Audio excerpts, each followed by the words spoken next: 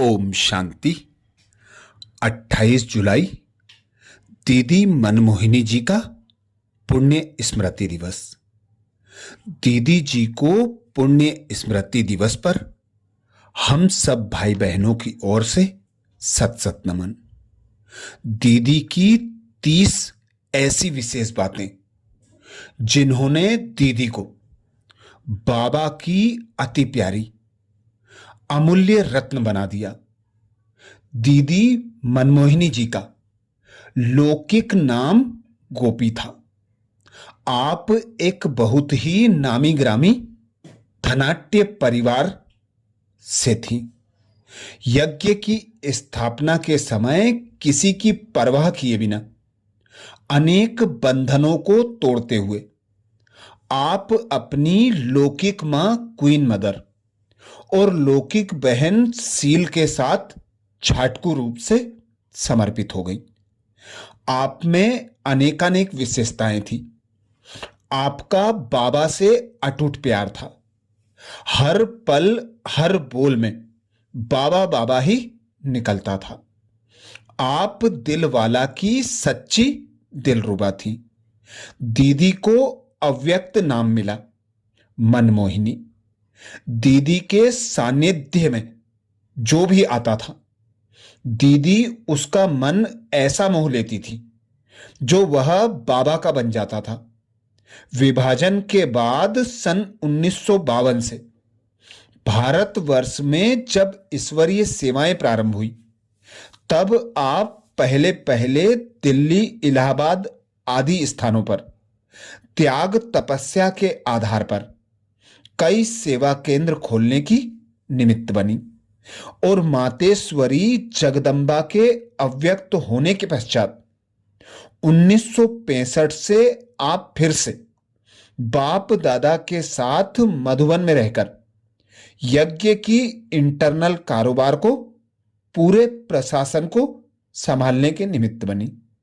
सन 1969 में ब्रह्मा बाबा के अव्यक्त होने के पश्चात दीदी और दादी की जोड़ी ने पूरे यज्ञ को संभाला। दोनों ने मिलकर माता पिता के रूप में देश विदेश के सर्व ब्राह्मण परिवार की निस्वार्थ पालना की और पूरे विश्व में सेवाओं का खूब विस्तार किया। दीदी दादी की जोड़ी को सभी कहते थे, शरीर दो हैं आत्मा एक है। ऐसी एकता का प्रमाण देकर एक दो की राय को सम्मान देते हुए यज्ञ को निर्विघ्न बनाया। दीदी 28 जुलाई 1983 में अव्यक्त वतनवासी बन एडवांस पार्टी में चली गई। दीदी में विशेष 30 ऐसी बातें, 30 ऐसी विशेषताएं जिन्होंने दीदी को अमूल्य रत्न बना दिया, आदि रत्न बना दिया। पहली बात, दीदी किसी भी कार्य को दीदी पहले खुद करती थी, फिर दूसरों से कराती थी। उनकी विशेषता थी जो कहना है वो करना है। अपने कर्म से सिखाती थी। योग का चार्ट, यज्ञ की सेवा सब एक्यूरेट रखती थी। सफाई में बहुत अच्छी थी। उनके संग में रहकर ये सब बातें हम बहुत अच्छे से सीखे। दीदी की दूसरी विशेषता, दीदी नंबर 1 स्टूडेंट थी। उसने बाबा को कंप्लीट फॉलो किया। टाइम पर आना, लगन से पढ़ाई पढ़ना, पॉइंट नोट करना और बाबा जो कहे वो करना। अंतिम समय तक भी चश्मा, पेन और डायरी लेकर क्लास में आती रही। मुरली से अच्छे अच्छे प्रश्न निकालती थी, फिर आपस में ज्ञान चर्चा करती थी। रात को एक बहन को कमरे में बुलाकर कहती थी, आज जो प्रश्न निकाले वो मुझे सुनाओ। फिर जो पार्टी मिलने आती प्रश्न पूछकर उनको बहलाती थी। श्रीमत पर चलने की बहुत बड़ी शक्ति थी दीदी में। सारा जीवन हमने देखा दीदी कदम कदम श्रीमत पर चलती रही। तीसरी विशेष बात, निश्चय का फाउंडेशन दीदी का बहुत गहरा था। चौथी बात, समर्पित थी तो संपूर्ण समर्पित थी। समर्पण के बाद कभी भी लौकिक घर की दौलत की आकर्षण नहीं हुई। पांचवी विशेष बात, दीदी को जो भी मिलती थी उसको कहती थी तुम तो मेरी सखी हो, छोटी हो या बड़ी हो, सखी कहकर उसका दिल जीत लेती थी। छठी विशेषता दीदी की थी, हरेक से गुण उठाती थी। समझो किसी ने भाषण अच्छा किया तो झट दीदी का ध्यान जाता था कि देखो इसने भाषण कितना अच्छा किया। समझो किसी ने अच्छा काम किया तो कहती थी कितना अच्छा काम किया, फिर उसका उत्साह बढ़ाती थी, आफरीन भी देती थी। दीदी को देखकर हम सीखते थे कि छोटी सी बच्ची का अच्छा काम देखकर दीदी ने कैसे उसे लिफ्ट दे दी। दीदी गुणचोर थी। सातवीं विशेष बात दीदी में थी, सौगात देने की भी दीदी में वंडरफुल कला थी। बाबा के घर में बच्चे तो आते ही रहते थे, उन्हें मीठे वचन बोलकर प्यार से सौगात देती थी। डायरी पेन देती थी तो डायरी का पन्ना खोलकर पढ़ाती थी कि देखो कितना अच्छा स्लोगन है।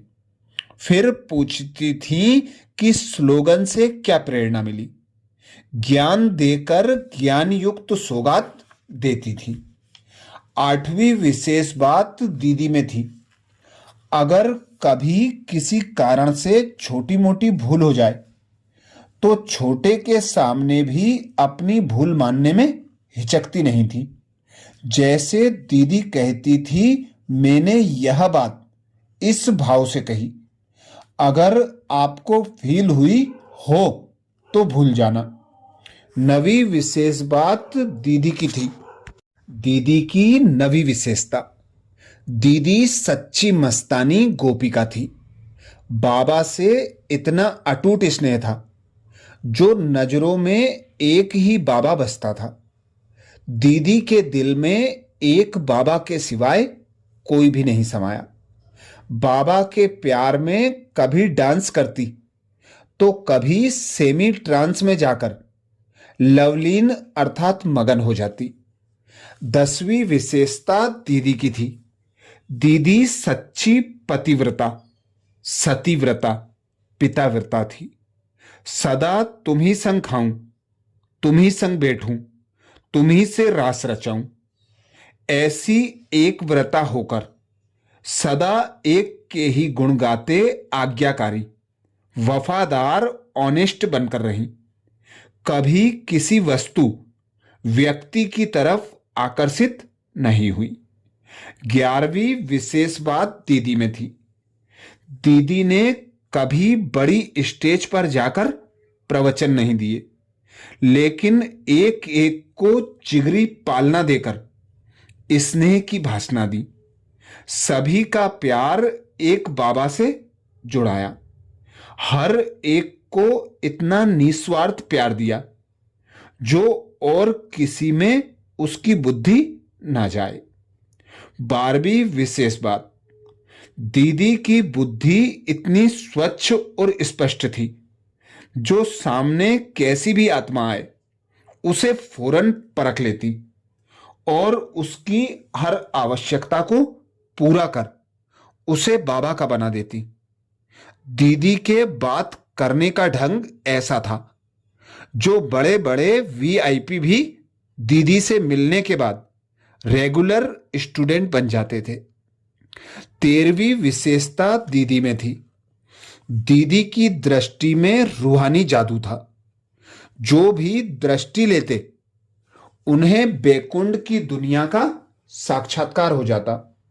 योग की ऐसी स्थिति थी, आत्मिक स्थिति का ऐसा अभ्यास था जो नजर से निहाल कर हर आत्मा को तृप्त कर देती थी। 14वीं विशेष बात दीदी की। दीदी इतनी अंतर्मुखी रहती जो उनके मुख से कभी व्यर्थ बोल नहीं निकले, कभी किसी का परचिंतन प्रदर्शन नहीं किया। उनके जीवन में गंभीरता के साथ रमणीकता का बैलेंस था। वे सभी से अलौकिक चिटचैट करके खूब रिफ्रेश कर देती, उनके साथ बहुत रमणीकता से खेलपाल करती। 15वीं विशेषता, दीदी कभी सुनी सुनाई एक तरफ की बातों के आधार पर निर्णय नहीं लेती थी। अगर किसी की कोई कंप्लेंट करता तो उसी समय उसके सामने उसे बुलाकर फैसला करती और जिसे जो शिक्षा देनी होती उसे स्पष्ट शब्दों में दे देती। 16वीं विशेषता दीदी की। दीदी कभी किसी बात में भयभीत नहीं होती थी। बाबा की शक्तियों में उनका अटूट विश्वास था, निश्चय अटल था, इसलिए सदा निर्भय रही। यज्ञ के सामने कैसी भी परिस्थिति आई, उनमें सदा निश्चिंत रही। कभी क्यों क्या का प्रश्न नहीं किया, सदा प्रसन्नचित रही। कभी उनके चेहरे पर चिंता के चिन्ह दिखाई नहीं दिए। 17वीं विशेष बात दीदी की थी। दीदी अंदर बाहर स्वच्छ अर्थात साफ थी। सच्चाई अति प्रिय थी। अगर कोई अपनी गलतियां सच्चे दिल से महसूस कर लेता तो उसे क्षमा कर देती और आगे बढ़ने की प्रेरणा देती। कथनी और करनी सदा समान रही। जो दूसरों को कहती वह पहले खुद करके दिखाती। 18वीं विशेषता दीदी की। दीदी यज्ञ की मालिक थी, लेकिन उनके जीवन में बालक और मालिकपन का बैलेंस देखा। जो यथार्थ बात होती वह मालिकपन सबके सामने रखती, लेकिन अगर सबकी एकमत नहीं होती तो बालक बन उसे भूल जाती। कभी बहस या डिबेट में समय नहीं गवाती थी। दीदी बालक बन बाबा की अंगुली पकड़कर यज्ञ की हर डिपार्टमेंट का चक्कर लगाती। बाबा उन्हें कहते, अभी आपने बाबा की उंगली पकड़ी है, भविष्य में श्री कृष्ण आपकी उंगली पकड़कर चलेगा। ऐसा नशा है ना। 19वीं विशेष बात दीदी की। दीदी की रग रग में यज्ञ के प्रति अटूट प्यार था। यज्ञ को किसी भी प्रकार की आंच ना आए, उसके लिए बहुत ध्यान रखती थी और हर एक को यज्ञ की अमानत संभालने की, निस्वार्थ सेवा करने की प्रेरणा देती थी। 20वीं विशेषता दीदी की। दीदी ने अनेकों का तन मन धन सफल कराया। दीदी ने यह परख कर कि यज्ञ को कौन संभाल सकते हैं, उन्हें समर्पित कराया और उनके दिल में यज्ञ के प्रति भावना भरी। 21वीं विशेष बात दीदी की। दीदी अलौकिक मां के रूप में सबको स्नेह भी देती। हर प्रकार से यज्ञ वत्सों को खाने पीने पहनने रहने की सुविधा देती। उनके स्वास्थ्य का ध्यान रखती, लेकिन कभी कोई ईश्वरीय नियम एवं मर्यादा में अलबेला होता, आलस्य करता या किसी मर्यादा को तोड़ता तो उसे फौरन सजा देती या डायरेक्ट बुलाकर इशारा देती। 22वीं विशेषता दीदी की। दीदी स्वयं को ईश्वरीय मर्यादाओं का कंगन बांधकर रखती और सभी का उन पर ध्यान खिंचवाती। ब्राह्मण सो देवता बनने वाली आत्माओं को विशेष संग दोष अन्न दोष न लगे, इसलिए दीदी पहली शिक्षा यही देती कि संग से अपनी संभाल करना, पवित्रता के व्रत को कभी खंडित नहीं होने देना, ब्रह्मचर्य के साथ ब्रह्मचारी बनकर रहना। 23वीं विशेषता दीदी की। दीदी का ध्यान यज्ञ की ऑलराउंड सेवा पर रहता। वे मुरली क्लास के पश्चात स्वयं भंडारे में चक्कर लगाती और कुछ समय सबके साथ बैठकर सब्जी काटने में मदद करती। एक्यूरेसी उनके जीवन में कूट कूट कर बाबा ने भरी थी। वे बाबा के अव्यक्त होने के बाद सभी पत्रों का जवाब खुद बैठकर लिखती या लिखवाती। कभी दीदी ने कोई भी सेवा पेंडिंग नहीं रखी। जो सेवा जब जरूरी है उसे उसी समय अलर्ट बनकर किया और कराया। 24वीं विशेष बात दीदी की। स्वयं सर्वशक्तिवान बाबा हमारा साथी है। दीदी सदा इसी स्वमान में रहती और सबको दिल से सम्मान देती। अगर कोई अपनी सेवा समय प्रमाण सच्चाई से करता तो उसे इतना ही सम्मान देती, खातिरी करती, विशेष सौगात देती। दीदी के दिल में यज्ञ के सच्चे सेवाधारियों प्रति अति रिस्पेक्ट था। 25वीं विशेष बात दीदी की।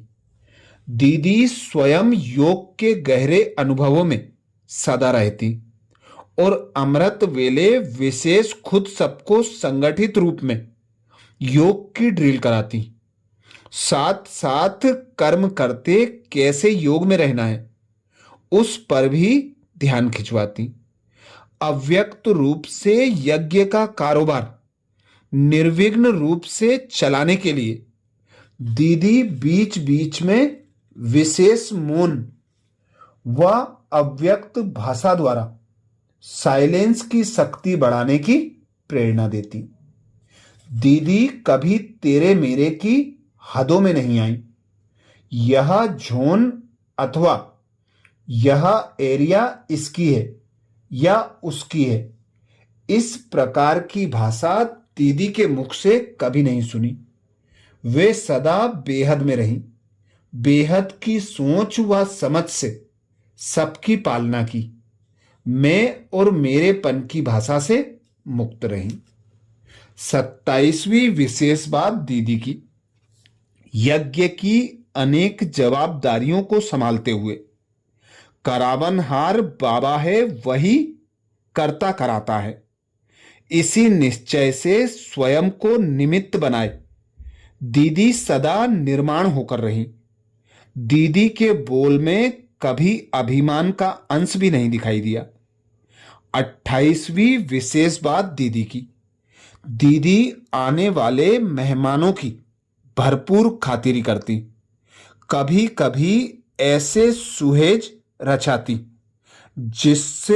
जिसमें 36 प्रकार व 56 प्रकार के भोजन का ब्रह्मा भोजन कराती।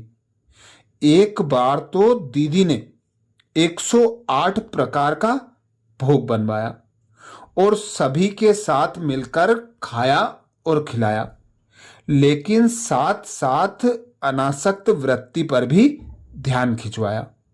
दीदी यज्ञ की इकोनॉमी का बहुत ध्यान रखती थी।